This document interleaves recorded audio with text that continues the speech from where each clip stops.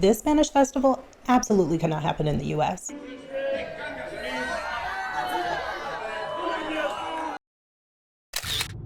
I consider it to be Asturias' big festival.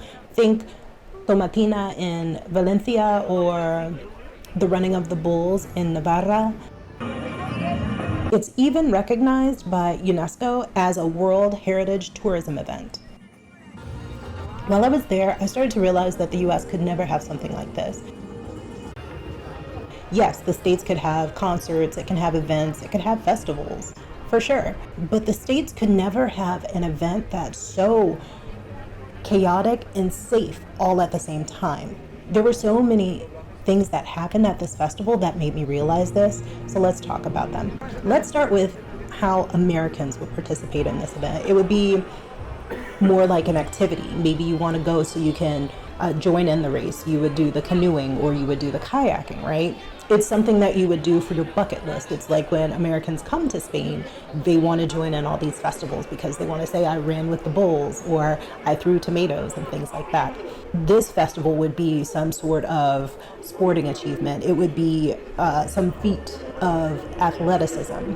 It would be some adventure tourism thing that they want to do. For Spaniards, it's more like a place where you go and you can enjoy your friends, maybe your family, maybe meet some new people. It's more of a way to connect with one another. Yeah, some Spaniards join in, but for the most part, it's people just enjoying in the festivities of what's happening. You've got your two towns. You have Arriandas, where the event begins, and then it finishes in Riva de Sella. You have these two different towns enjoying the event, and you can be a part of the festivities in either town. For me, I chose Arriandas. I knew by the time everyone arrived to Riva de Sella, I'd be exhausted. So for me, just at the start of the race, I was there to join in. It was really interesting when we were leaving after the race had begun. You drive along the river, most of the route to exit to get onto the highway. And all along where we could see the river, you'd see people sprinkled along the riverbanks having picnics, just enjoying the event in that way. So it was just a way for people to gather and come together and enjoy each other. Again, family, friends, meeting strangers, people were connecting through this event. Also, you have the social dynamics of this event. Americans, you go to this event and you stay within your group. In the US, you don't really go to these things to meet new people or enjoy the people around you. Yeah, you want to enjoy the energy, but it's not really about connecting with people outside of the group that you've gone with. Americans will tend to want their personal space. You know, you have your little bubble, and yeah, interactions with strangers happen, but they're more subdued. It's more like, excuse me, or oh, hey, here, I'll let you pass. That's more the interactions you'll see in the US.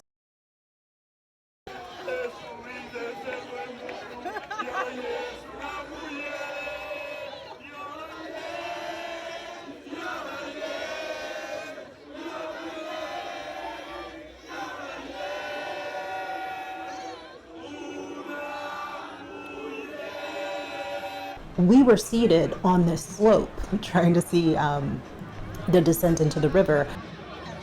Our spot was bad. We should have been a little higher on the slope. But mind you, this slope was really, really steep. And people were going up and coming down, and it was very hard to do. It was very hard to stay seated on this slope, mind you.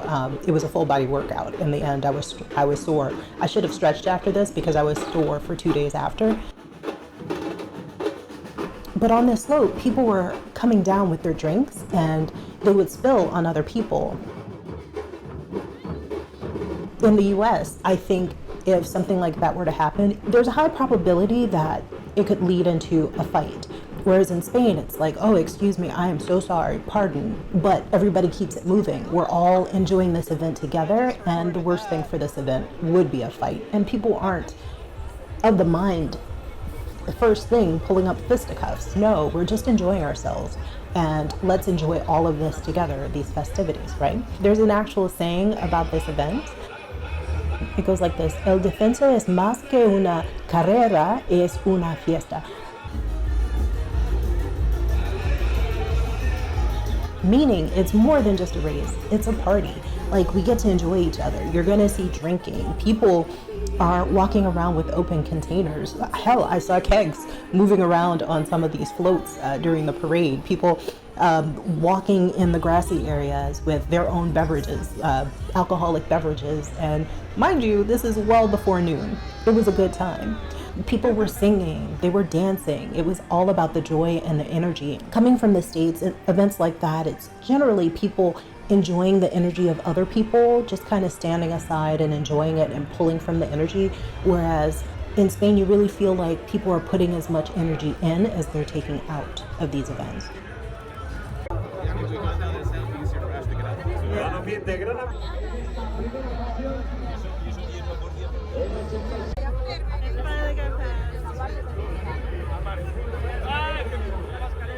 With the festivities, you'll see Americans just standing around, watching each other, seeing who's acting a fool, seeing who's not acting a fool. Maybe they're having conversations within their friend groups, whereas you'll see the Spaniards, they're mingling with each other, with strangers, with people that they know.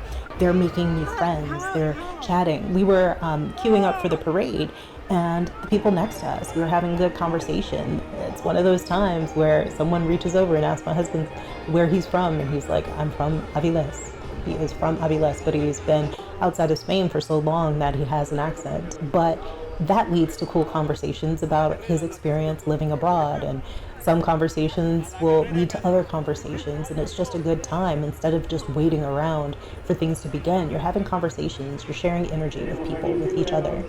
There's singing, there's shouting, there's all kinds of things happening, and you can enjoy each other and be communal with people that you've just met. Also, when we were on our way to find a seat so that we could see the descent happen, on our way down into the grassy area, a lady fell on the stairs. And this is what stuck out to me the most about this event. When she fell, you didn't see people pull out their cameras. You didn't see a mass of people pull away. It was everybody dove in to help her up. And then people were flagging the support people to come and give her a hand. It was very communal, very let's help each other out. And everyone stopped. The stairs stopped moving to help this lady up. And then once she was up and protected, everything continued along.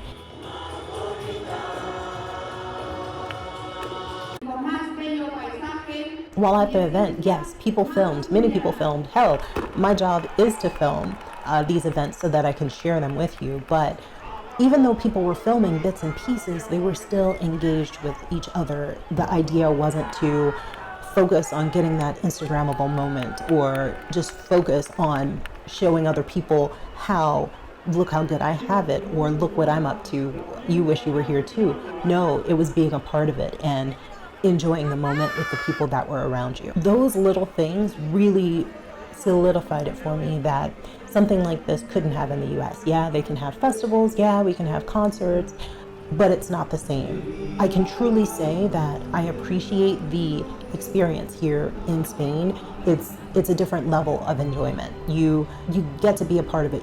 Every time I go out, I meet somebody new. People are definitely pulling me outside of my shy self. I don't think I'm introverted anymore. I'm more a little bit afraid of making mistakes when I speak Spanish, and people are pulling me out, and I can really truly say that I appreciate it. Oh, a few videos ago, I asked you guys for some suggestions for books that I could use to read out loud to help me speak Spanish better. A lot of suggestions came through. Now, I thought about buying them online, but I'm realizing that a big problem with being introverted and not speaking Spanish is doing everything online. So I found my way over to FNAC at Parque Principado, and I was able to find one of the books on my list. I have it right here. So thank you for this suggestion. This book is by Manuel Rivas. It is called El Lápiz del Carpintero. It's a special edition. What's cool about this one, let's open it together. What's cool about this one is it comes with a little pencil, a carpenter's pencil. I look forward to reading this book. Reading these books, the whole idea is to read these books aloud while getting through them. Even though recently I haven't read as many books as I used to, I do enjoy reading books. I love fiction books. My daughter loves nonfiction. She bought herself a nonfiction book. I think with the length of this book being only 179 pages. Yeah, being 179 pages, it's actually small enough for me to dive into and appreciate the story. As I read it out loud, I can find new words and add them to my list of words to know. And then also, I use these little flags when I read, which is really cool. Then they stick out of the pages as flags, so I can revisit words or phrases that I enjoy. With this, it's not going to help me with the flow of words. I need to do that with video. For this, it will unlock my tongue a little more and make it so that those words lock into my head and I have that mind and mouth connection. So I really look forward to starting that. I don't have a pencil sharpener, but I've got a pencil now. I bought this book because I thought it was so beautiful and I just had to know what was inside. I almost didn't buy it, but I'm so glad I did. And these are recreations of the things that these children did. All of this was done in a town that had no access to the sea in Spain, and his promise to the children was that he would bring them to the sea. Unfortunately, his promise was never realized because he was killed during the Spanish Civil War. With this, I've already opened it, but you need to see what's inside. It's so beautiful. So it comes in a box. It's 13 little recreations of these children's books. And it's just the most beautiful, beautiful collection of things. So there's a little pamphlet about it. And the most famous of the books is El Mar. And this is a child's idea of what the sea looks like, even though they've never been to the sea. And it's just 13 little books that he created with these children in the school. And you have all these little booklets of things that he put together with the minds of these children. And it's like a little snapshot in time. And I look forward to reading each of these. And they're so small and the words are so simple that I'll be able to get through these very easily and have a little taste or touch of what Spain felt like in the 1930s. Anyway, I just wanted to share that with you. I'm so happy to have had you here. Feel at ease to leave me a comment, ask me a question, tell me what you'd like to see next. I'm going to be working on a tour of the house, a full tour. I'll show you rooms that I didn't show you the last time I showed you around. I'll also show you some of the outside parts of the property so that you can understand the space that I'm in and what I'm working towards here.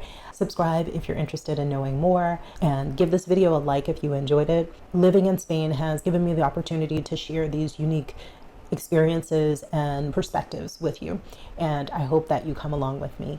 Anyway, thank you for joining me. Watch this next if you want to see something more. Until next Tuesday, bye.